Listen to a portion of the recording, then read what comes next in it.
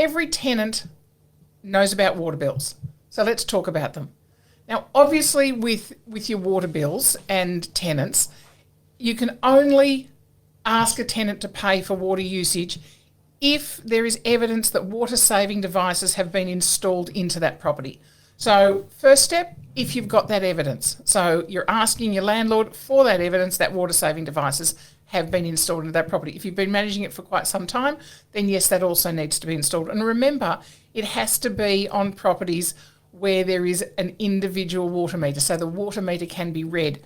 Now, traditionally, that has held strata out of this issue because the majority of strata in the past has not had individual water meters for each individual lot owner or lot occupier. However, some of the newer developments are now having individual meters installed for each lot. So you really need to know what is there, are there individual meters, and then the next step is have water-saving devices been installed, and the next step is that you need to issue that water usage bill to your tenant within 3 months of the issue date of the water bill. So the landlord, if they're receiving the bill, they need to forward that on to you within the 3 months of the bill coming in, not 12 months after the fact, and say, oh, I want the water usage paid for the last 12 months. Not on. It's got to be, from the legislation, it's got to be within 3 months.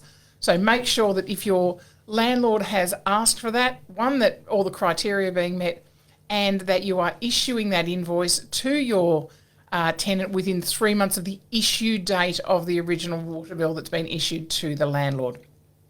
Real simple, been around for ages, but lots of people, lots of agents appear to be forgetting it, and we're getting lots of calls and discussions around this issue just in the last few weeks. So it's an interesting issue to be discussing and making sure that if you're a property manager or you're the owner of an agency that is running property management services, that you are meeting these requirements. So real simple one, but one that is super important to making sure that you are providing, really a duty of care to your landlords on this issue.